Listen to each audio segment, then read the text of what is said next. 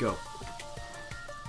The Pro Perks Podcast assembles the team of superheroes starring Buster the Canadian with his maple leaf hands, GreyShamrock with all the luck in the world, and of course, joining us, the one stray sheep, keeper of the bandwidth, Pro Perks Podcast!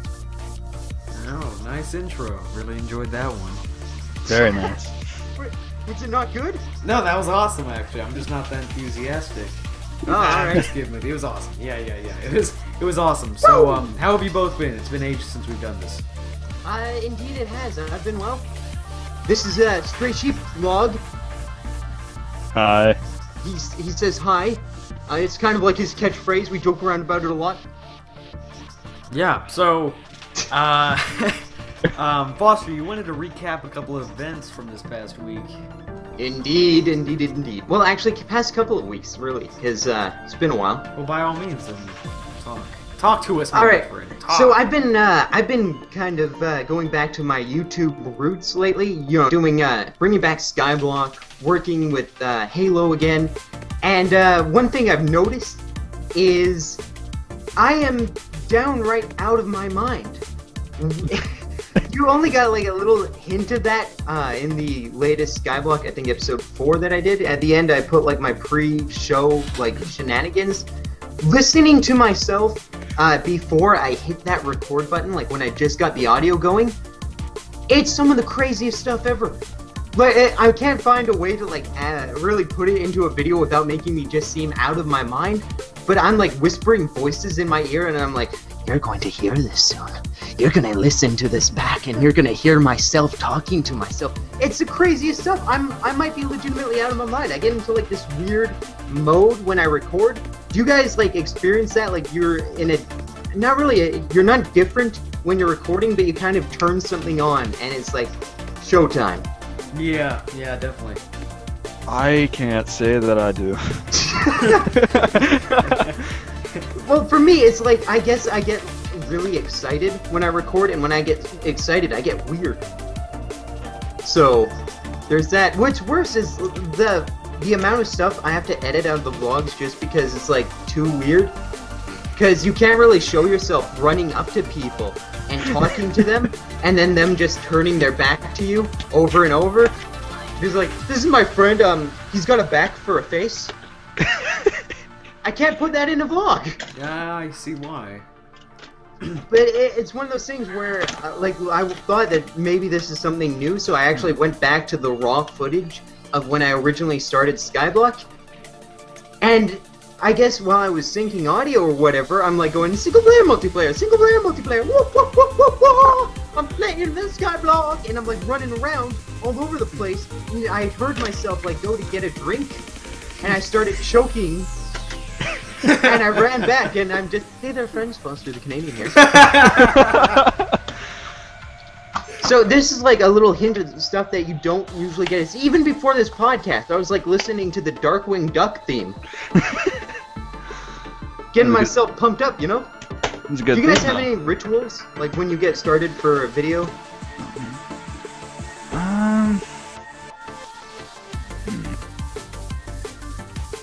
I don't know, Shamrock, do you? Wait, could you repeat that again? I couldn't hear. Do you have any rituals? Like when you're getting ready to record a video that you like go into? Not really. Well, you were listening to an album. Or like singing. Yeah, I'd like to actually get a bit more enthusiastic because right now I'm a bit tired. Yeah, I do listen to some Monster Cat perhaps. If I'm in the mood to do a dual-com late at night and I don't want to be screaming my ass off, then I'll probably listen to some like Remy's B or something. But music has definitely got to be my main quote ritual. But yeah, that's probably the only thing I'll do before recording. I may do a couple takes before, you know, to kind of get a better feel for talking if I haven't done it in a while. But that's pretty much it. Yeah. Well, Logan, you play like scary games. Like you have that Amnesia series that you got to continue. Yes, I do. Yeah, that thing was on sale for like $3, and I was questioning it. I'm like, do I really want to spend $3 to shit myself playing this? I don't Absolutely. know. I don't know. I'm a bit iffy. Like I've I've got the new Outlast series going. one thing to look forward to is that game has a lot of dicks. Wait, what? It's got a lot of dicks, like floppy ones. I do not trust you on that statement. No, it has, like, at the beginning, it's like graphic sexual content. I'm like, it's a horror game. What's gonna... Oh, okay! They're running at me with their dicks. Oh. So I've got to, like, edit in windmills over them. No wonder why you've been inactive for that month. month. To sway just right.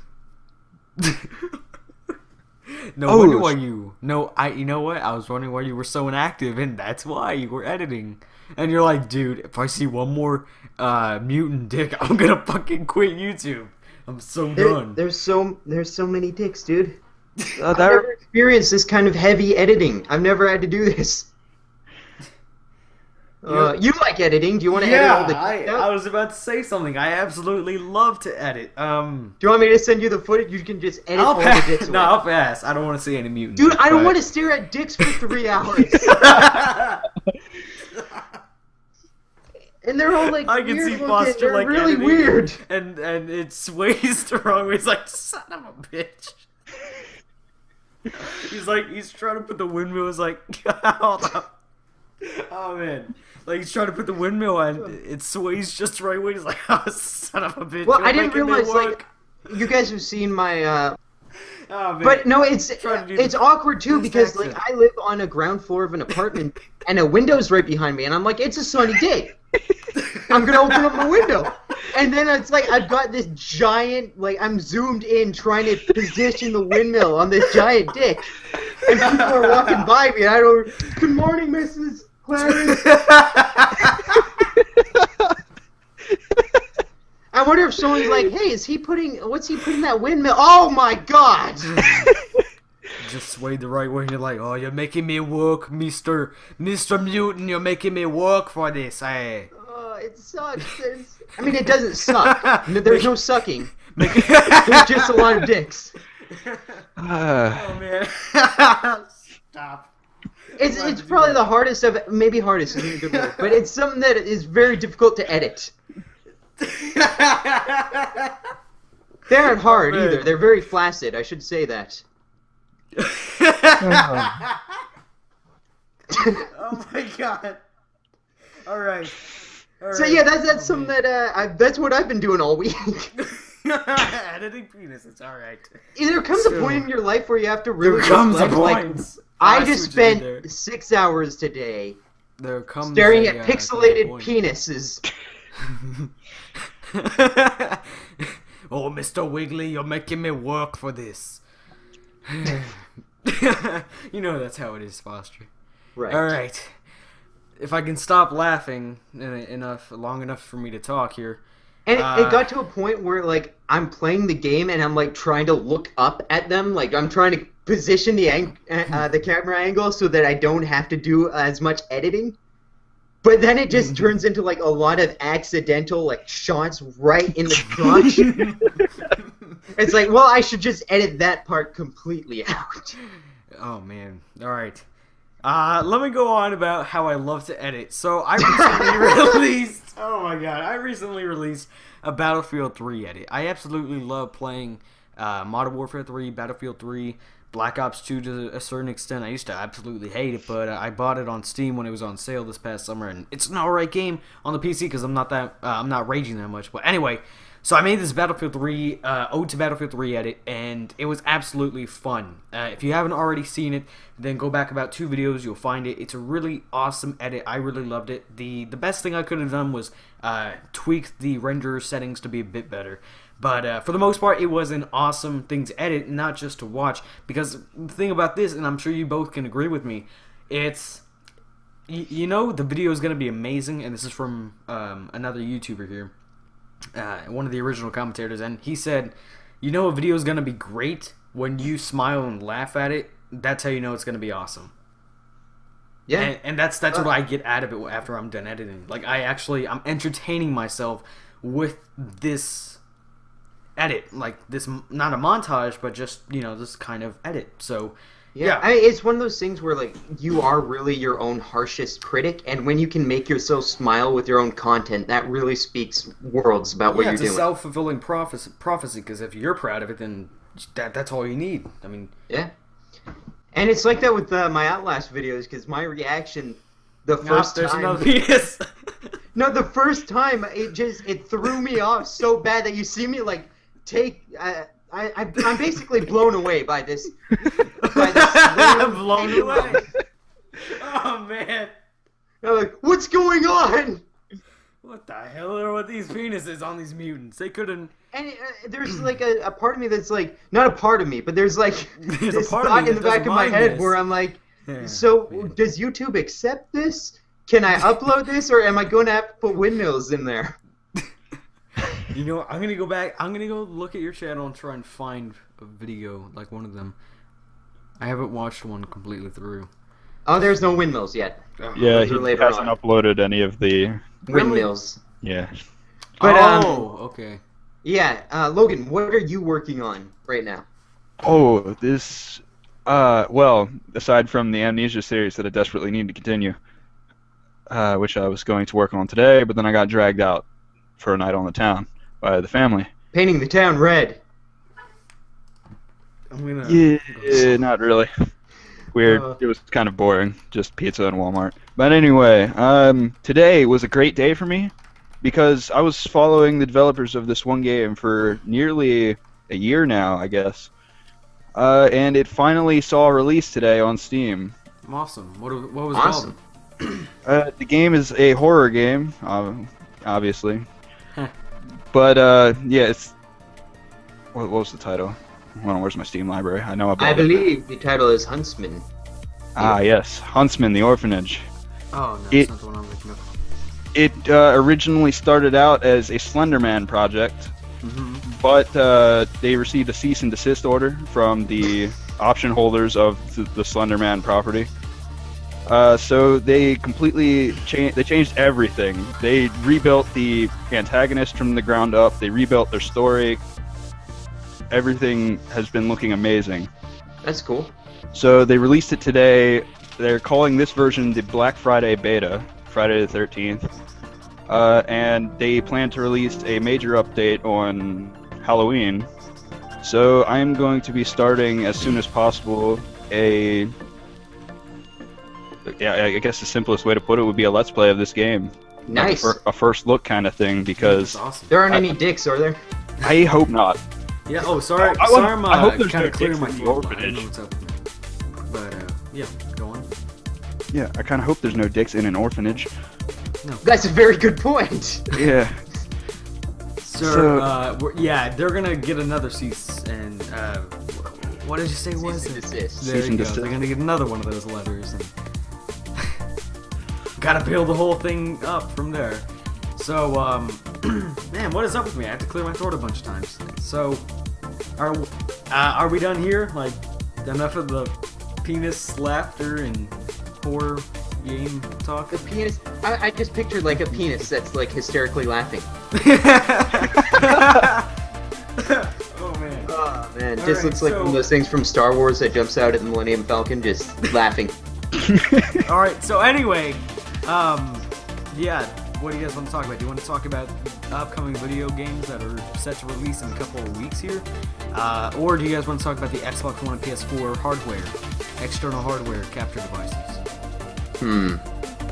Let's go with the capture devices because I think that's pretty relevant for what we Alright. do. So yeah. So Xbox One. This has been confirmed since June, since July. I've been on top of this for ages, and it's just now getting word from IGN. They're covering it a bit more since PS4 hasn't released it for quite over a month now. And Xbox One, they said, sure, you guys want to record more than 5 minutes gameplay that we offer? By all means, go ahead. You can use an Elgato if you're old school, an HD PVR, Havok. You can use whatever.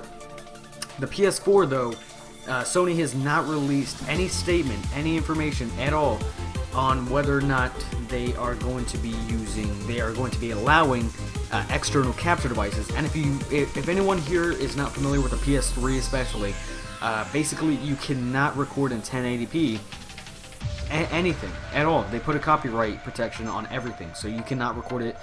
You can you can use a Elgato with an HD splitter, right? Yeah. And the best you can get though is like 720p, maybe a bit lower because you have to use component cables.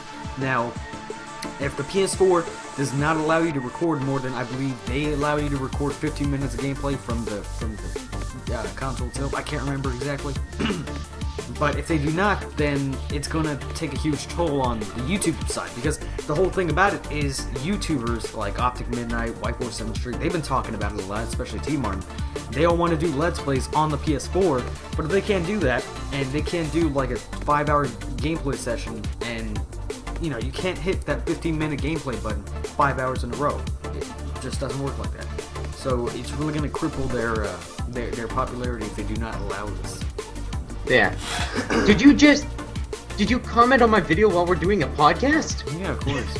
I said, where the fuck are the penises? I said, WTF. Foster, where are the penises? Unsub. And yeah. I gotta upvote that comment. Yeah! This guy shines so much. Everyone's commenting on every video until the final reveal. It's gonna be a giant moment. It's gonna be like, penis. this is... Yeah, it's gonna be a giant penis. Alright, so where do you guys think this is gonna head? Because it doesn't look like PS4 will actually offer, because what I see is their coding, it's one of those things where is very different. Go ahead. Sony has been so good at marketing the good and completely hiding the bad, and that's why I'm so standoffish when it comes to the PS4, is because all they've done is say, look at the good features and not what comes with them, which is the crap attached to the console. And Xbox, at the very least, has been like, here's the good and the bad, and they've been more transparent, and Sony has been very closed doors on everything with the PS4. And it's working, and it's just now that it's finally starting to reveal, you know, the downside of the PlayStation 4. It's one of those, things where, as a consumer, this is why I didn't go with pre-order a PS4 after E3. I wanted to wait and see exactly what the bad parts of the PlayStation 4 is, because every console has that. No console is this godsend that's 100% perfect.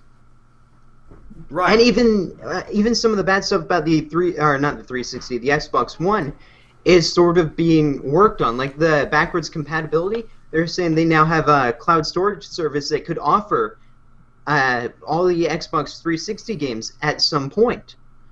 Yeah, but then you get into the point of that time where you have to ask yourself, are you going to spend another, let's say, $120 for the 4 games that you paid? Maybe they'll lower to $30 since it's a last gen and it's over the over DRM policy instead of actual hard copies. Do you really want to spend $120 for 4 games that you already have just to play it on? Well, no. What I took what I would really respect of them to do is just like what PS3 does, what Sony does. They remaster the whole collection and they release it all on one Blu-ray disc. And that is brilliant. Jack and Daxter, Sly Cooper. If they could do that with the Fallout series for Xbox, it's not Xbox exclusive, I understand that. But if they could do that in a hard copy, or maybe just in a digital copy where it's all bundled and it's in a way remastered, if your hard copy that is, then that's a pro. That's a pro. Well, it's interesting you bring that up because I didn't really see it as I'm going to have to rebuy games as much as I will be able to play games that I've already purchased digitally.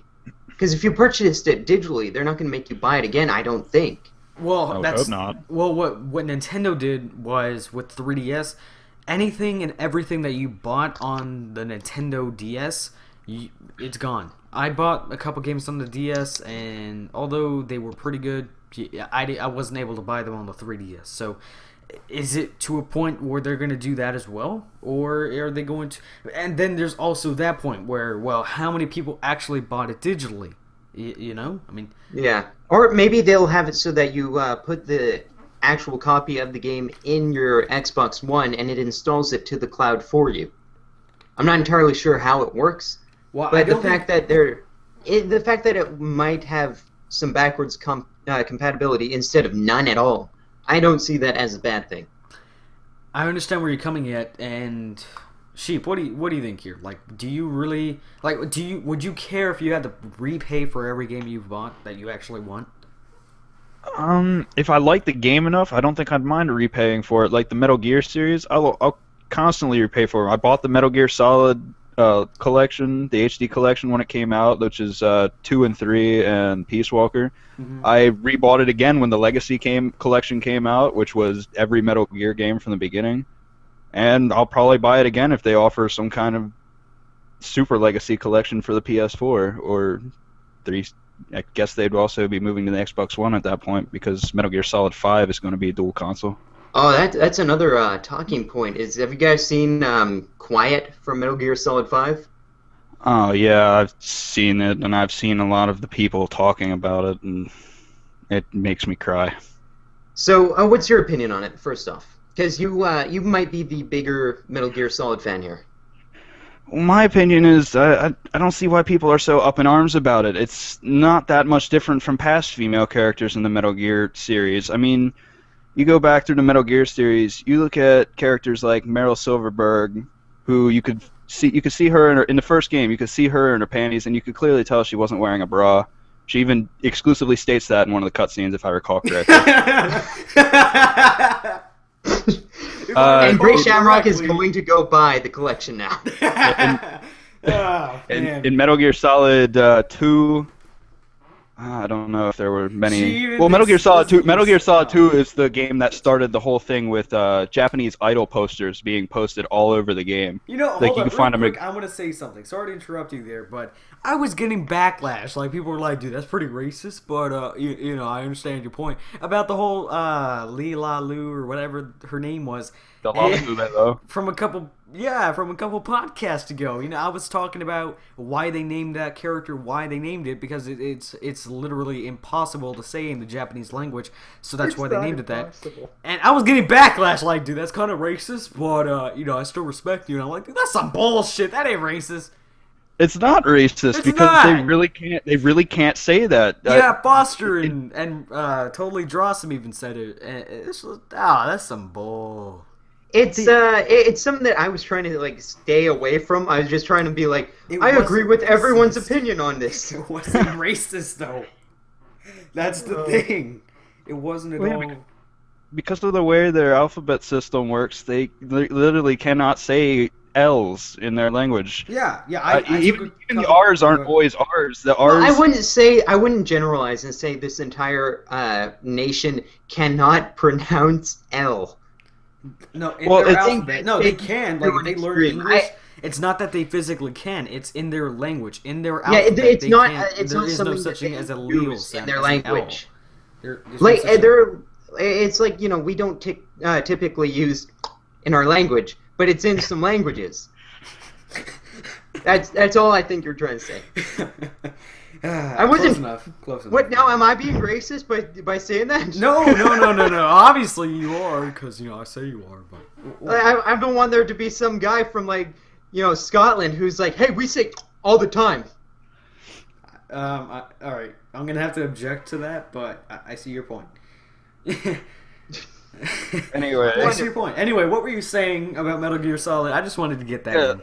Back to the whole thing about Quiet. It's like, okay, so where was I? Metal Gear Solid 2. That's when they started doing the whole thing with pictures of Japanese models all over the game. You could find them everywhere. You could find them high up on walls really far away that you could only see them if you zoom in with a sniper rifle. You could find them inside lockers. You could find them in bathroom stalls, in really weird places. And there were just pictures of these gravure models that were like, why is this here? This overly sexual content does not belong in my stealth action.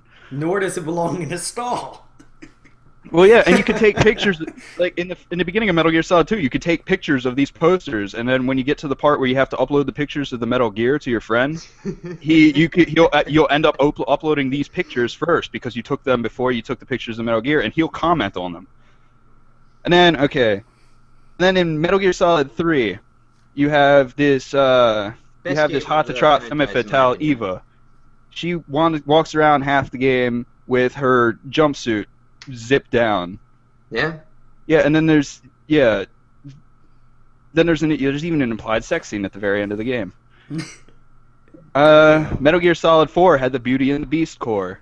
They were a bunch of very mentally broken but very beautiful women. And yeah, I'm not even going.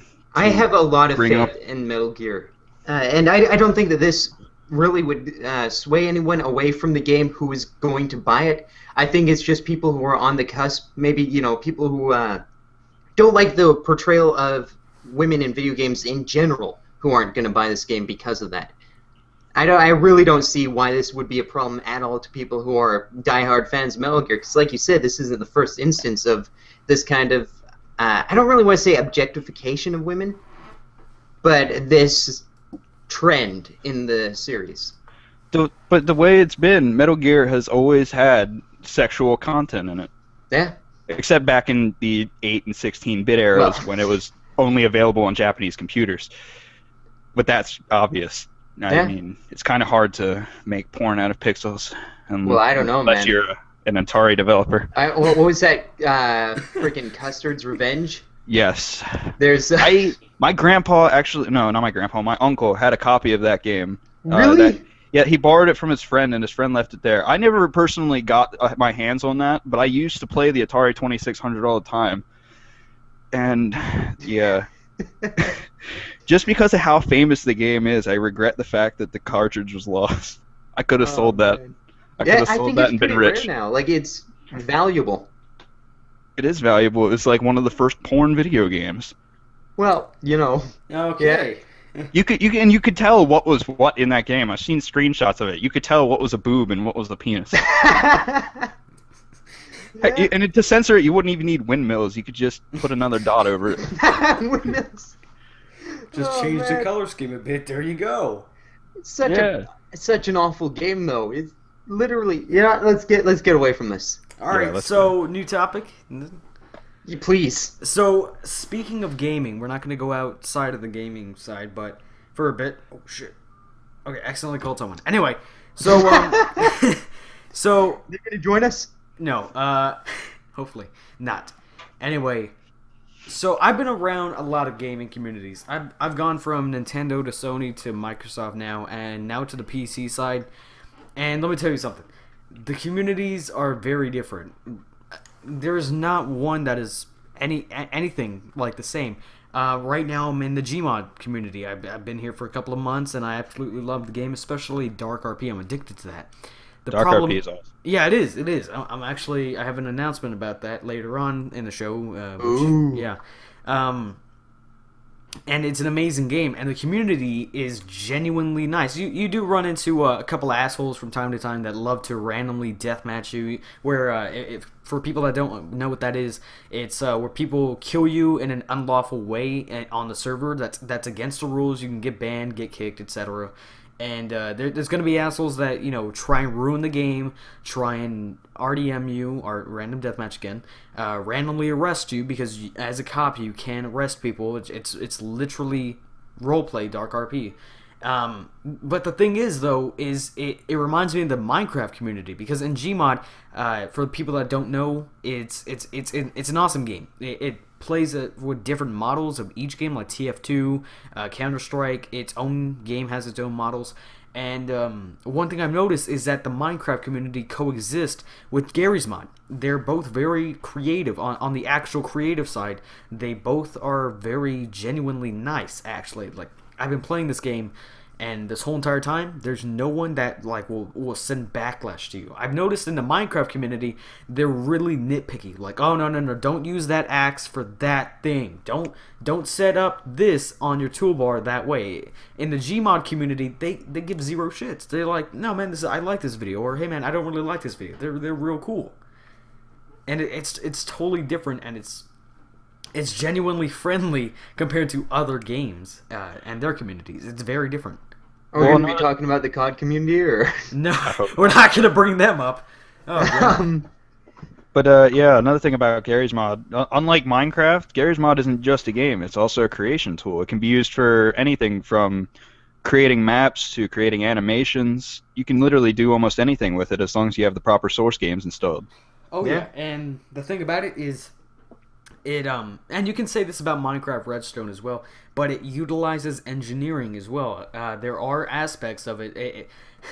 I love Freddie Wong's video of I believe it was called Ode to Gary's Mod, and that really has engineering instated into the game. Like, if your ramp is this high, it will go that way. This bathtub will go that way instead of this way, or how fast you want it to go, etc. And it's really interesting to see how a game that's so simple, it's really simple, a 5-year-old can do this, how complicated it really is behind it, and how easy you learn to do it. With Dark RP, there are limitations. If you're really into Gmod for the creative side, then well, there's going to be creative servers, but Dark RP limits it. And yeah, so did either of you have something to say about it? Yeah, well, I mean, I think that part of the reason that Minecraft and Gary's Mod are successful in the first place is because there is that constant ingenuity of the fan base creating more content than what was originally there. But also, I think that those are somewhat... with Minecraft community, it's a lot of younger people who, I guess they could be nicer, but I think that they also... It comes with immaturity on Minecraft. And I agree with you completely. And then there's also the arguing point, and it's true. Look at the comments on any video. White Boy 7th Street, Level Cap Gaming even, that does Battlefield. Look at any COD or Battlefield commentator, and look at their comment section. And the COD community especially, it's immature. It legitimately is, and it's not an insult. It's just what it is. What would you say about it?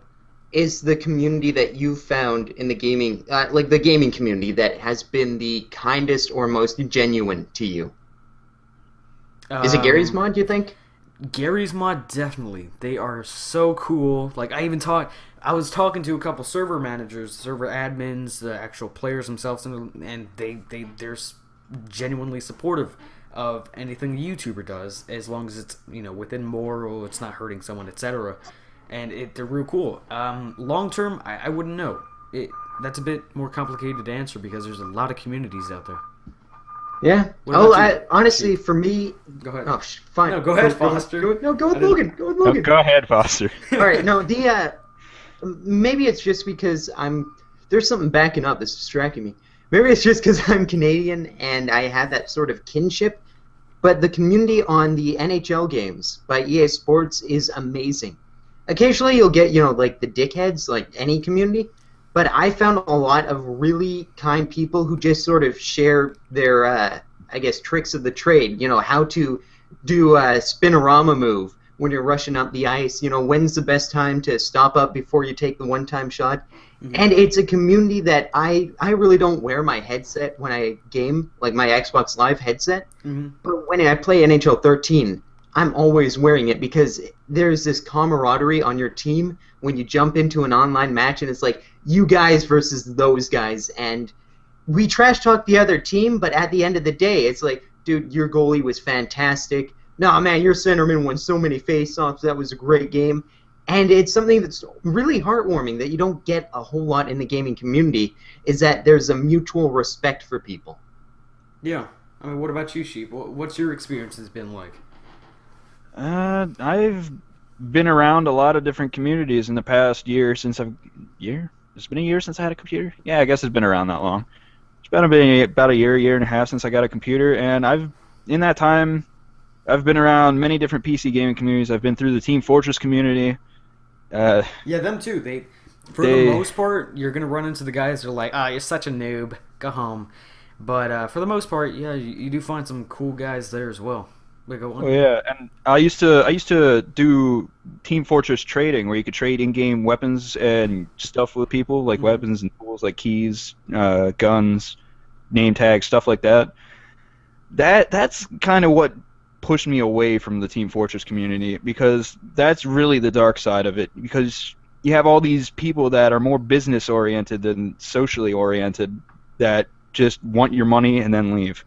And I don't like that. Yeah, I mean, I used to be a trader, and I've met these people. I did not like these people. So after I was about $200 in the green, I decided it's about time to quit Team Fortress trading.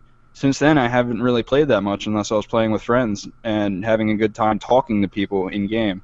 Because if people don't talk, I just can't stand Team Fortress anymore. Dude, people get passionate about hats. Yeah. Yeah. And then after I left the Team Fortress community, I came to the Gary's Mod community at the request of a friend. And as you were talking about, a lot of things we mostly did Dark RP. We still do Dark RP. We'll do anything. We'll form gangs. We'll become an unstoppable police force. Yeah, we'll take over the town. Yeah. It's so awesome because there's so many possibilities. Like, it's not like Minecraft where you have swords and bows and that's it. No, you have fucking guns, and it is awesome. What were you gonna say? Well, one time, me and a friend on Dark RP, we incited a hobo rebellion. Dude, I've done that so many times. What you do is you plug it in and you put it to your mic is always on, and you blast like dubstep. You blast any music that's really loud, and they'll give up.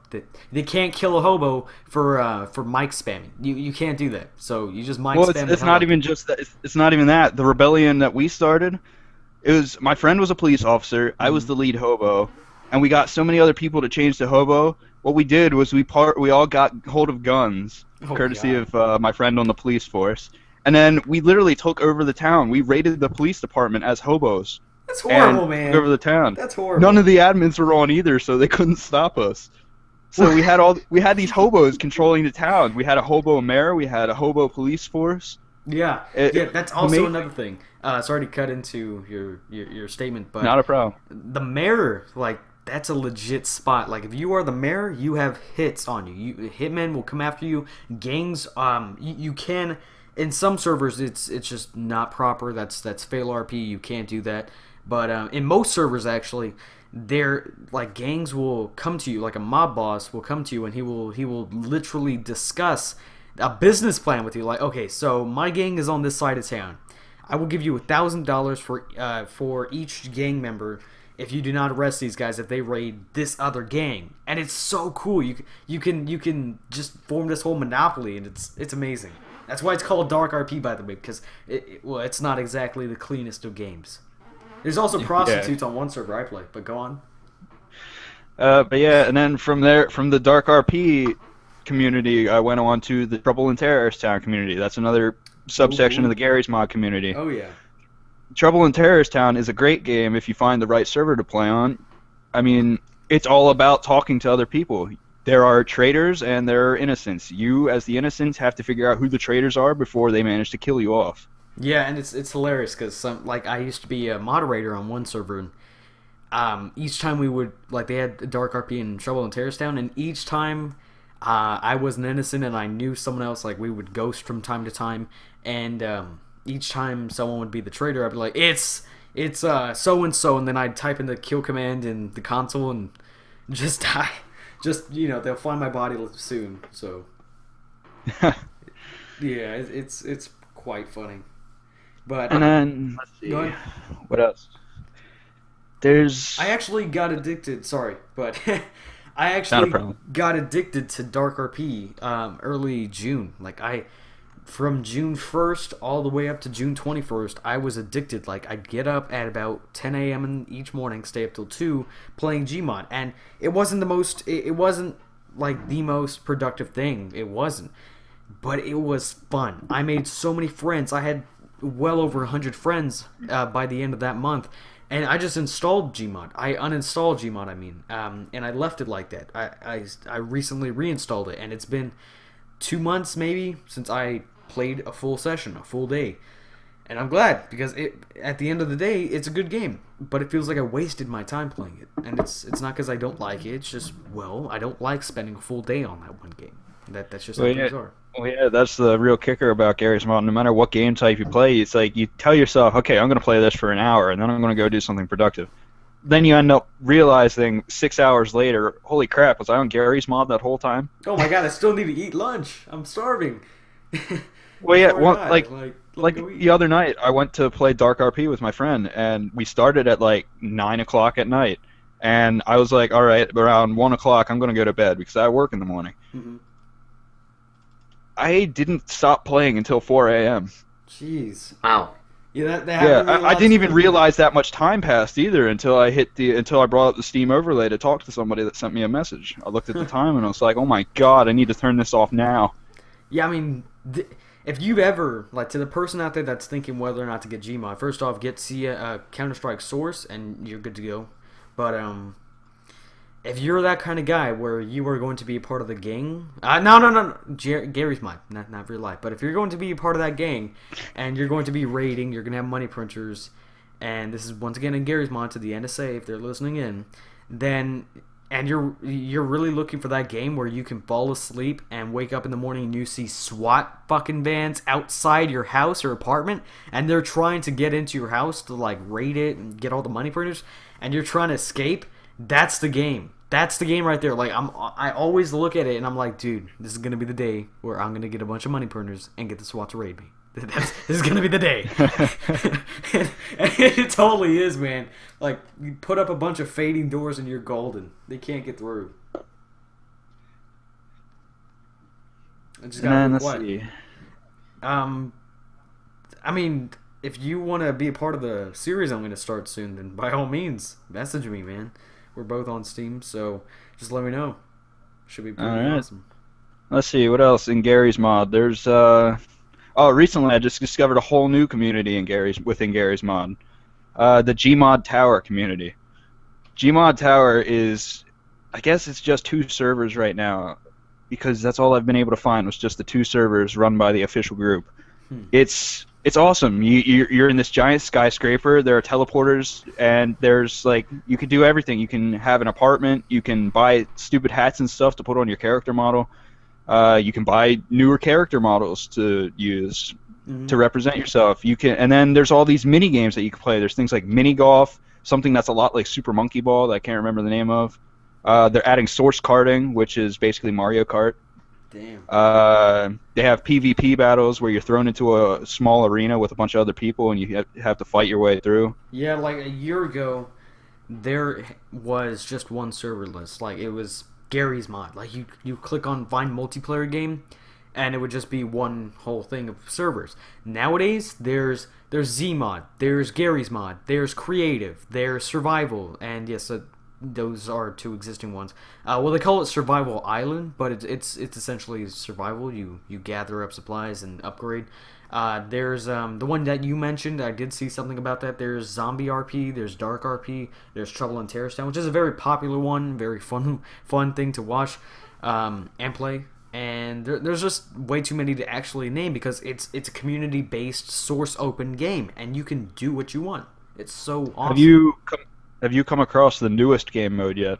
I have not. I'm mainly there for Trouble in Terrorist Town from time to time and Dark RP, but I should definitely try out some more.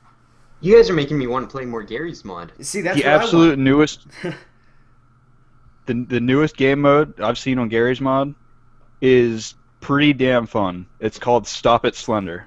It's essentially Slender for 16 people. I think I know what you're talking about. I saw Hutch and Sea-Downers playing this a couple days ago. Huh. It is freaking fun, man. It's fun playing as the Slender Man, and it's fun getting the crap scared out of you by the guy that's playing Is the that what Slender you Man. and Jarrett were playing when I was talking? Yes, it is. Yeah, that sounded intense. Oh, it's really intense. Yeah, I mean, there's just so much to do on it, and I think I'm going to talk about the series now. That cool with you guys? Absolutely. Well, Go ahead. actually, one second. I want to get back to the point. Go ahead. Like, Go ahead. best community, I'd have to Gary's mod is definitely up there, but for me personally, I'd have to say the Metal Gear community is one of the best that I've come across, because I've come across surprisingly few dickheads. Generally, whenever I'm in a Unlike Metal Gear, Outlast. yeah. Oh, man. But yeah. Whenever I have discussions about the Metal Gear storyline with people, it's almost always an interesting, in-depth discussion that lasts a fairly long time, because there's just so much to talk about with this series and the way it's written. Yeah. Huh. Not being called Anyway. a racist fuck. I mean, that's bullshit. Anyway. It's not racist if it's true. Yeah. But yeah, Anyway, go ahead. Go ahead. I like your thought, but yeah, definitely when it comes to the new series, Yeah, I was talking to Foster a lot about this, and you see a lot of gameplay channels out there. It's obvious. I mean, the most saturated community at this point in YouTube is definitely going to be, well, the gaming community. That's just how things are. It's real easy to do and real fun to do. But with what I'm going to do is, I rarely see a Gary's Mod player on YouTube. I never see one. There's two major ones that I know of, like not like based around Gmod, and they get like 100 and something thousand views, maybe 1 million views on a very good video of Gmod. But what I want to do with it is go look up Frankie's DayZ on Frankie on PC in 1080p. Go look up his DayZ series. Amazing work. The transitions, the servers, all amazing. And what I want to do is I want to not copy it, but I want to take some of the aspects from it. A cinematic storyline, great acting, maybe some sort of plot for each episode that carries on throughout the whole series of that season. And I want to be able to kind of enjoy the Gmod community. I play it a lot. Why not make a series about it? And the thing about it, though, is I was trying to do this a couple months ago, but I'm like, dude, this has no storyline. The whole storyline is messed up. People won't get it, so I'll just put this down. It's too hot to touch right now. And I came back to this about 3 months now. 3 months ago I started, and I know what I'm gonna do, and it's gonna be really cool. And I'm not gonna reveal the whole plot yet. It's gonna be mainly acting throughout the whole entire thing, and yeah, it should be pretty fun. So, Well, yeah, it's like with gaming channels, because of how saturated it is, you have to find something that people like that not many people do. right. Like for me, with my Amnesia series, That's a great series. yeah, I decided to model it after the masterminds. If you don't know who they are, they're people. 3 of them I can name off the top of my head: Ross Scott, IR a Mighty Pirate, and Triox 45. They're Ross Scott in particular with his Freeman's Mind series. It's a brilliant series. He is Gordon Freeman. He is the voice inside Gordon Freeman's head. Since Gordon never talks, he can do whatever he wants. He can make the story his own thing. So he narrates the thoughts in Gordon's head as he's going through the events at Black Mesa. And it's brilliant. The acting is brilliant. The way he does everything, it's amazing. So, and that's what I'm doing with my Amnesia series. I'm trying to model it after a series like Freeman's Mind, Barney's Mind, stuff like that. I want to be Daniel. I want this series to be cinematic. I want people to enjoy this as a story. I don't think anyone legitimately wants to be Daniel. Okay, yeah, that's true. Nobody wants to be Daniel. If you want to be Daniel, you've got some serious problems. Yeah. Anyway, what were you saying? But I want to be that journalist in Outlast. Boy, oh boy, does he have fun. Fun in all kinds of ways.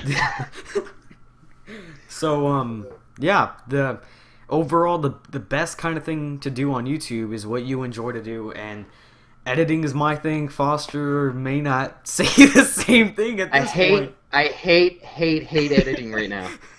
Like, I don't want to have to look at another windmill or another dick. No. Everyone that's here right now, and there's probably gonna be like one guy like, I'm here. I guarantee it. There's gonna be only one guy watching it at this point, but leave in the comments section below what your IGN on Minecraft is, and if you want to be a beta tester, we'll talk. Foster and I will talk to you about it if we think you should, and me and you, if you are allowed on the server, me and you are gonna build a shitload of windmills, and that's gonna be guaranteed. Like, hold me to my word. We will go to Foster's house. I will bring you to my place. We will go to Foster's house and build a couple windmills around to get it protected, and it's gonna be the end of it. Hey, I'm Foster. sick and tired of windmills. Foster, Yes. check the chat. Check the text chat. Why? Just check it. I'm not gonna touch that, but I alright. left you a link. I'm not gonna touch that with a 10-foot pole. He sent me a giant windmill. Oh, where'd it go? He left? I guess the NSA got to him. That's how weird this link is. Anyway, so Yeah, he sent a giant windmill and then they took him. Yep. So yeah, the Gmod series, by the way, to anyone that is wondering, I'm hoping, I dearly hope, this will take a lot of editing per episode, but I accidentally dearly closed hope... the tab. It's alright. We thought the windmills got you, but I dearly hope that the first episode of, I'm going to call it, well, I'm not going to, reveal everything just yet, but I sincerely hope that we will be able to reveal the first episode sometime this weekend after the podcast. Maybe Monday, maybe Tuesday, but sometime this weekend I will, like right after this podcast, I'm going to go record some Gary's Mod footage, and then I will edit that, and the bad thing is, the thing with any game is it takes hours to get good footage. If it's Gary's Mod Minecraft, well, not Minecraft, but if it's DayZ especially, it takes hours to get good footage. And Sheep, if you want to come along with me, I have the plot for the first mission episode. So if you want to come along after this, then that'd be great. But yeah, hopefully I will get the first one out this weekend, which would be fucking amazing. That would be. So there's something I want to say that I wanted to bring up is in your Amnesia series, Stray, you want to sort of place yourself in the shoes of Daniel for the series, and Freeman's Mind is such an amazing series for that, and I've got to say, I enjoyed your Amnesia videos more than I enjoyed Freeman's Mind. Really? It might be, the fact that I know you, but the fact that it's just such a great series to me. Like, I wanted to watch like a minute of it and then carry on later, but when I just started watching it, I couldn't stop. I watched the entire thing while I was like waiting to leave my house to go get a beaver buzz. That's how good it is. Nothing can hold me from getting a beaver buzz, and that did. Well, yeah, the thing is, you gotta come up with a story. I mean, yeah, you can't just coast through and let the game and the game story do it. You have to keep talking. You have to know where you're going with your next sentence. Yeah, I mean, I have a series very similar to that where I put myself in the shoes and I pretend to be Foster in what I like to call Foster's mind. And it's very difficult because I think Foster is such a weird character, and he hates windmills, and I don't know why. But it's very hard to kind of capture that magic. Yeah, it's you don't even need to use their personality either. Like if it's a character with an established personality, well, silent protagonists, those are really the best. Because, yeah, like Foster. Yeah, like Foster, Daniel, Gordon Freeman. I can't think of many. Sergeant Renko from Singularity. That was an idea. I was going to do Renko's Mind a long time ago. I just never had the equipment to do it. I don't have the equipment. I don't have the game for PC, and I don't have a capture card for a console, so I never got around to doing it. And then I sold my Xbox. But yeah, I'm pretty happy with Daniel's Mind. Well, I'm not calling it Daniel's Mind. I don't have the balls to call myself a mastermind yet. Not until I get off the ground. Yeah, well, we'll definitely shout you out in this podcast, put a link to your channel. Everyone who's listening at this point, go check out his Amnesia series. Highly entertaining. More videos. Let's see. I'm going to be recording The Huntsman tonight. I'll probably pick up Amnesia recording again tomorrow after I get home. Awesome. Because you're bugging me about it. Now Shamrock's probably bugging me about it, kind of, with you. Yeah. And then Jared's dead. I will strangle you until you play Gary's Mod with me. I mean, trust me, he strangles people. I know where you're going with that. I know where you're going with that. Damn it, I didn't even think about it. Strangler. Yeah, he strangled a little girl, but she was that's in his past. Age. She wasn't a younger person. I said little, not young girl. Wait! I think I remember this conversation. Yeah. Yeah, the conversation about you punching out a little girl. Oh, she wasn't little. She was short. We were talking about it over Skype before, weren't we? Yes, we absolutely were. Yeah, it was when we were setting up Foster's server. Yeah. Yeah, I remember that. New topic. All right. I bet you'd like to change the topic. She wasn't. Yeah, let's go with the new topic. Anyway, so let's go with a topic to end the podcast with. What? No, we're not. And we've been going like an hour and a half. No, we haven't. Have we? Yeah. What time did we start? I don't think so. No, let me check, because I thought we started at 7 for some reason. We started at 6:30. It's only been an hour and 5 minutes. All right, well, last topic then. So, Foster, you want to start this one up? Well, I have no idea what we're doing. You know what, let's do some... You know what, it's a gaming podcast, and with that in mind, some people that are watching this right now may not be able to... Some people have social anxiety. Some people, don't really like socially interact well, like I do. Like I do not socially interact that well, like at all. And I remember. Do you guys mind if we talk about this? That cool? Like we'll No, go for it. Go for some stories or something. Well, yeah, last year I really wasn't that charismatic, and I still am not for the most part. And like if it's to a certain extent, I'm not at all. But last year I was just really quiet, and I came out as a bit more creative and a bit more enthusiastic at the very end of the year last year. But the thing about that was it wasn't really fully developed like socially. I wasn't that talkative around people that I didn't know, and I still am not. I have social anxiety to a certain extent. And the thing about that though is if you are afraid of talking to people, that's fine. That's perfectly fine. If you are afraid to be around a large group of people, that's also fine. I understand where you're coming from. I talk to a lot of introverts, and I'm friends with a lot of introverts. Usually the thing about it is opposites attract, so my girlfriends are usually extroverts, and that kind of brings out more of the extrovert side of me, even though I don't like that. And Are there just verts? Extroverts, no. I see where you're coming from. To anyone that's watching this podcast, if you have social anxiety, and I'm sure we've all had that. We come out as a new student at a new school, and we're just not really comfortable. In other words, and I'm sure all of us here can say so. Am I right?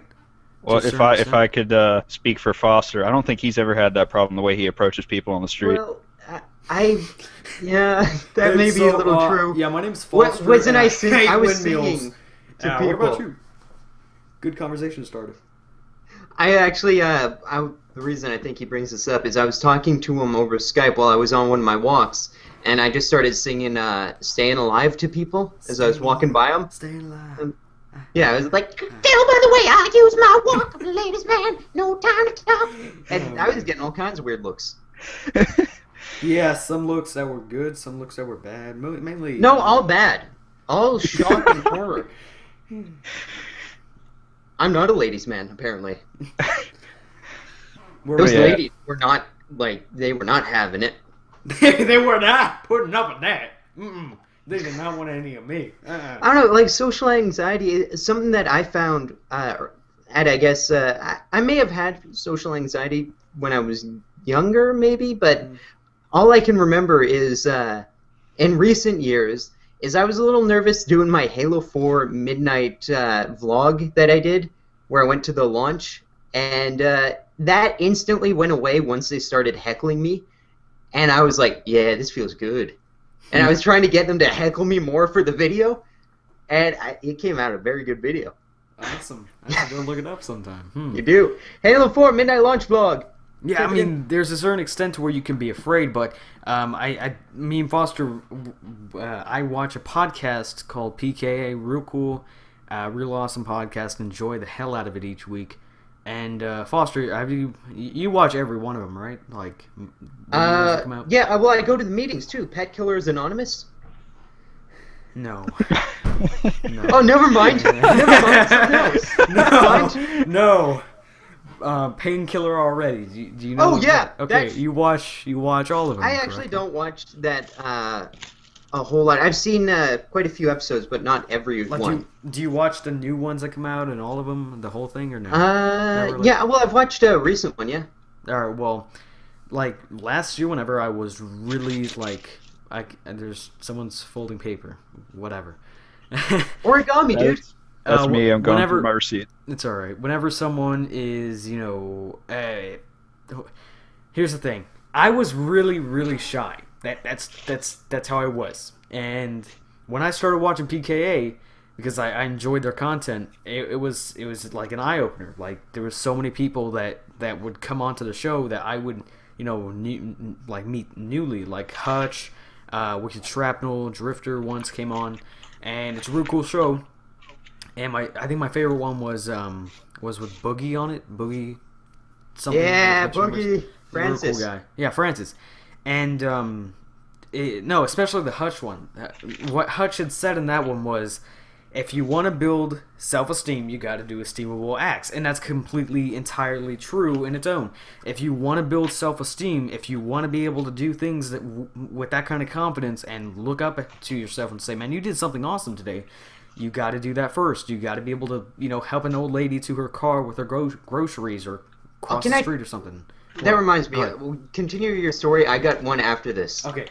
And the thing about it is, it's hard. It really is. Like, yesterday, I was getting a bit anxious, and I read this one philosopher's famous words, and he had said, if you're anxious, you are living in the future, and if you are depressed, you are living in the past, and if you were at peace, you are now living in the present. Welcome. And that spoke to me. Like, why be anxious about something, or why be depressed if that's already happened, or if it hasn't happened? Make the best of something, even if it's the worst of things. And that's just the thing. You can't just stay in your little hut and hope that someone that one guy in geography class or history comes up to you and wants to be your friend. You gotta be able to go up to someone, like FPS Russia says in the same episode, like, hey, quote, I don't give a shit who you are. I will come up to you and shake your hand and we'll start talking, unquote. And that's brilliant. If you want to be able to do this, you have to do it first. You have to make yourself do it. And that's something I've learned from PKA. My speech got more vigorous whenever I would speak to other people after watching it. I was able to hold a conversation much better than I used to. I used to be very analytical in a debate or whatever. Now I have a bit more charisma in debate, and that's also an upside to everything. So yeah, what was your next topic? Or Sheep, did you want to have a word on it? Sorry to interrupt you again. I have a story. Okay, go ahead. Now, you mentioned helping an old lady. Yes. I've noticed that you cannot help people anymore.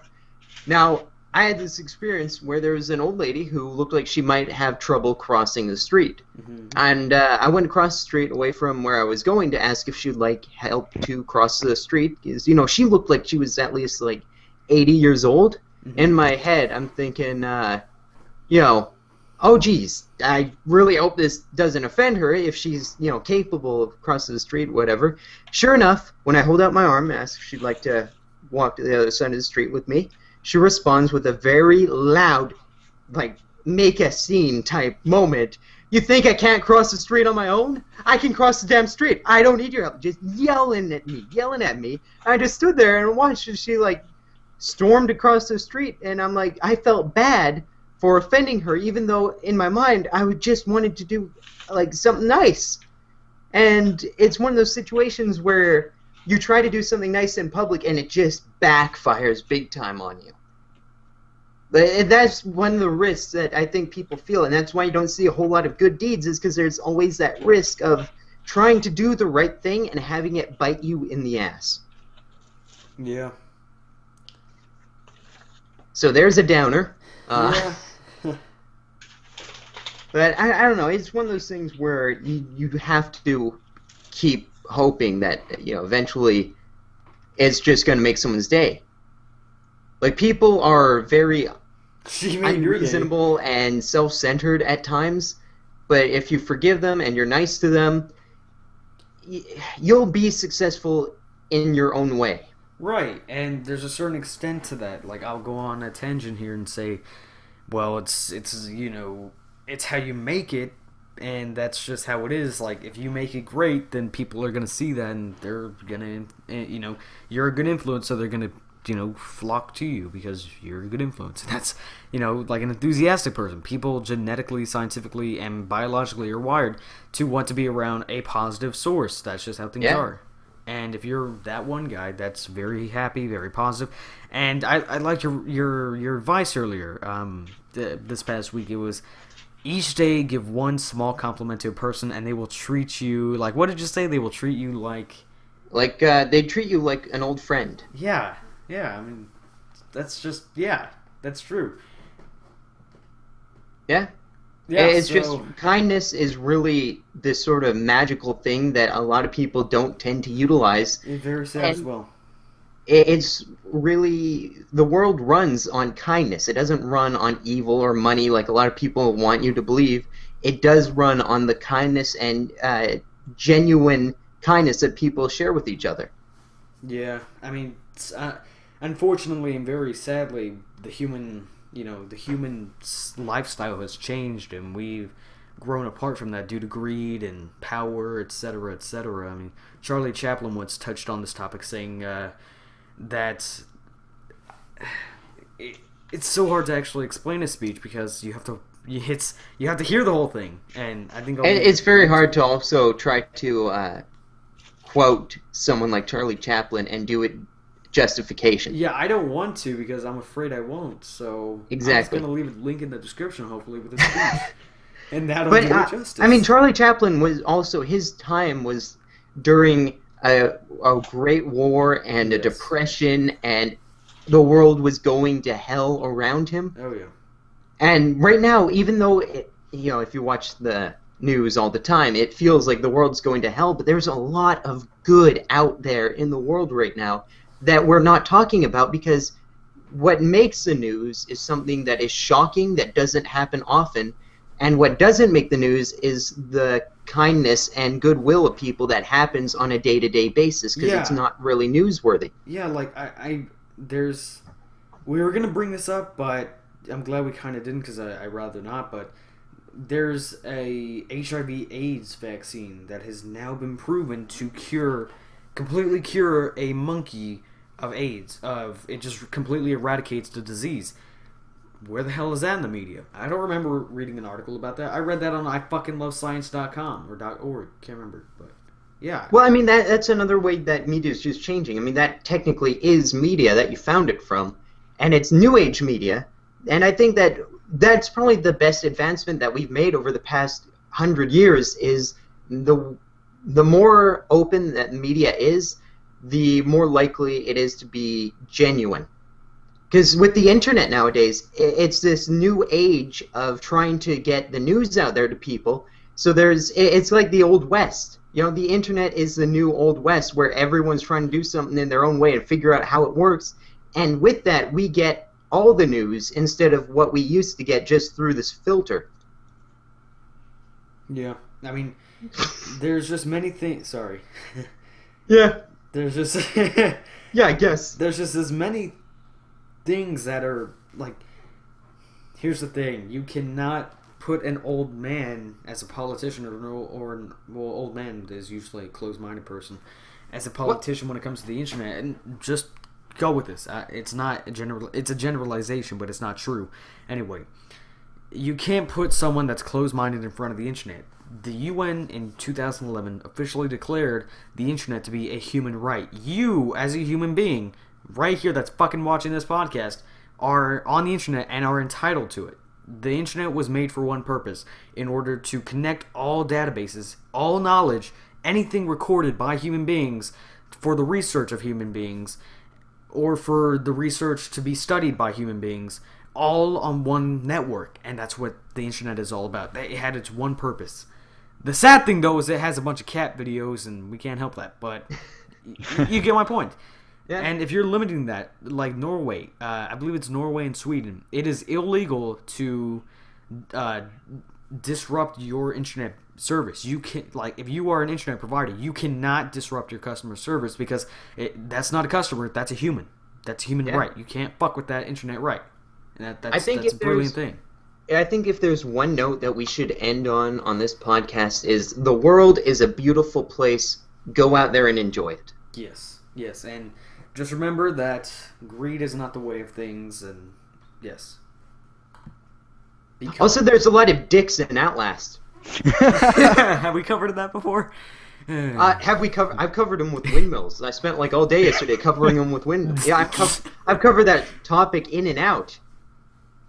Literally. Right. I don't want to talk about it. All right.